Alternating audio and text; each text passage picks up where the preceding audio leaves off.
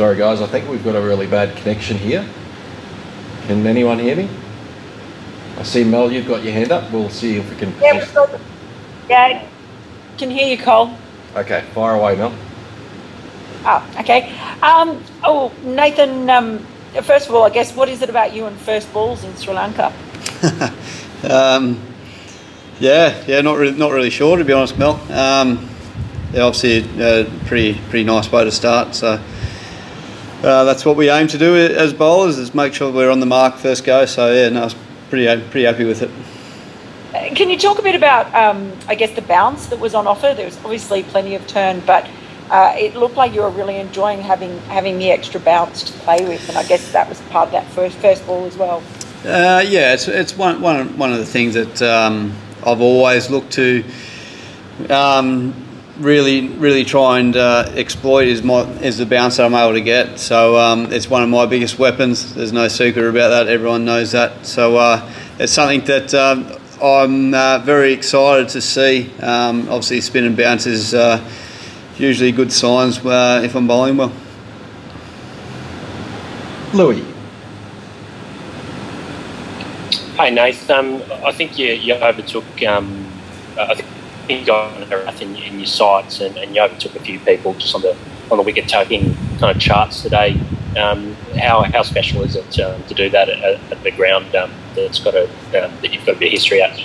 Right. Oh, yeah. Thanks, Lou. I'm not really sure where I stand on that list. It's something that I don't really look at, to be honest with you. But yeah, obviously the top end of the wicket takers are across world cricket. There's some amazing names there. So to be overtaking a few guys, joining a few guys on whatever number it may be, it is pretty special and something that I'm very proud about. There's no doubt about that. But for me, it's always been about the team and what I can do to help the Australian cricket team. So yeah, it's something I'm very proud about, but it's something that I'll probably look at in more depth at the end of my career, but that's a long way off. And Nate, it looked like you were receiving a bit of attention from the medicos or the physio. What's up with you?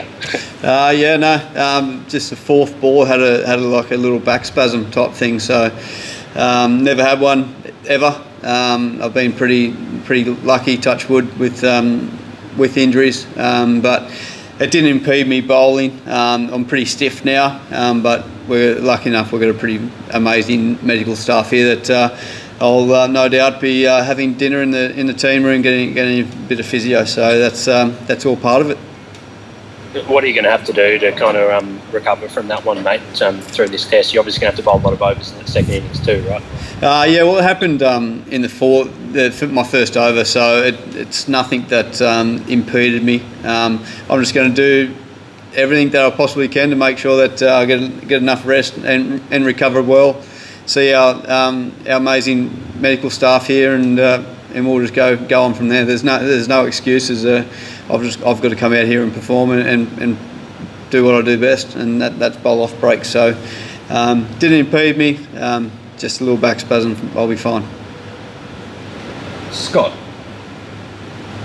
Thanks, Cole. Nathan, I missed the first questions. I hope I'm not repeating anything here, but how much did you learn from 2016 that you could put into action today? I know you spoke a little bit about it before the series, but yeah, how much could you put into action today? Yeah. Obviously, we learned a lot from the 2016 tour. There's no doubt about that. We learned a lot as young, developing cricketers, Test cricketers, as a young team into a more senior players throughout that. The guys who are here now and who were here back in 2016. So we've learned a lot. How much have I put into play of it? I think I've learned a lot from my time in the subcontinent, but also in Australia, about how to bowl off breaks and what becomes really effective. So always trying to learn and always trying to get better. So it's definitely putting some things that I've learnt in play, that's for sure. I think you spoke about wanting to bowl ugly or learning to bowl ugly after 2016. Was that something you felt like you did today, or didn't look very ugly, but is that the case? Yeah, and that's purely my term of bowling off breaks, and I've fallen in love with the shape of the off break bowling. in Australia, and that's coming to the subcontinent is something that I need to do to make sure that I'm getting the best out of myself. And that phrase of bowling ugly is just something that I refer to myself to make sure that I'm using my different variations and make sure that I'm doing bowling at the right speeds, etc. So it's just, yeah, that's purely my turn. That's nothing else. Dan Brady. G'day, Nathan. Just wanted to ask you about, I suppose, how you talk things through with Mitch in Pakistan and here. I think he went sort of 500 odd balls between his second test wicket and his third, and then the fact that he was able to get 2 in a row, I suppose, bowling the sorts of balls that leg spinners like to bowl, and how nice, I guess, it was to do that together with him. Yeah, to be honest with you, Dan, I'm extremely proud of Sweppo. Obviously, and you talk to him, he didn't have the series that he wanted to have in Pakistan, but to be honest with you, I still thought he was learning and learning how hard Test cricket is. Like it's a hard game to play, and I actually sat down with Sweppo, or he asked to sit down yesterday for a Coke in the Arvo, and we just chatted, and he's in a really good place and mentally and the way he's been bowling in the nets has been exceptional, to be honest with you. So I'm just absolutely stoked for him, and I know he's going to get his rewards. He's doing the hard work, and obviously he's got all the support from all the Australian cricket team inside that change room, and he's well aware of that. So yeah, no doubt he bowled beautifully today, I thought. So yeah, I was nothing but proud for Sweppo, that's for sure. And just in terms of the, I suppose, the importance of knocking Sri Lanka's last sort of 4 wickets or so over quite quickly after tea. I suppose on that pitch there's a big difference between, say, 212 and 280 or something like that. Oh yeah, massive. We always talk of the importance of trying to knock over the tail as quickly as we can, but you look at the way Dick Weller played. I thought Dick Weller played an incredible innings, to be honest. He put the pressure right back on us as bowlers, certainly in that middle session, and so over in this part of the world you do need to take your hat off sometimes and say well played. So we'll have to sit back at a few drawing plans for Dick Weller, but I was really proud the way that we come back after tea and really stuck to our plans, and were able to get the late reward in that innings and knock them over. But saying that, I see this game as pretty even stay. So yeah, there's still a lot of work to do. Bharat.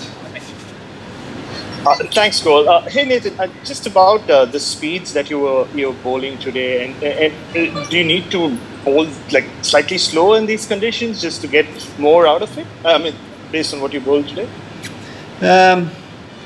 No, I'll disagree with you there. I think being able to go up and down your gears as a spin bowler is absolutely crucial.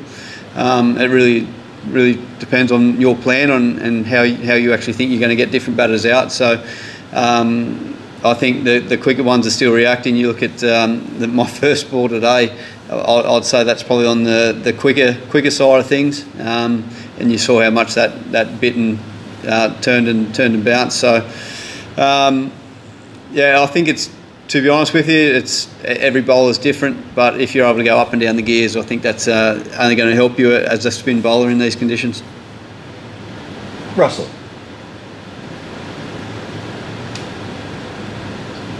And just, sorry, can I go on that?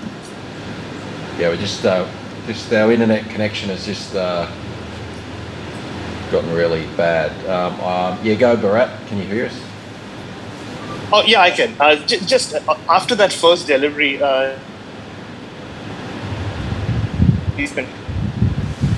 You're breaking up, mate. Yeah, so how do you? We've lost you, Bharat. Can you hear me now? Yeah, go. Sorry, no, I'm saying after that first delivery, I mean, you still need to be patient in these conditions, even though things are happening very quickly, right? Like, so how do you stay patient? I just trust the process. It is one big thing for me. Obviously, I've got extreme belief in my skill set to get the job done for for Australia in these type of conditions, or any conditions around the world. So one big thing for me is just trusting the process and trusting my blueprint, that if I put the ball in the right areas for long periods of time and challenge these guys' defence, if I'm able to, I'll hopefully create a few chances here and there. And we're lucky enough to, we had some really good catches taken today. A couple more here, guys. We'll go to Russell and then Fidel and finish up. Russell.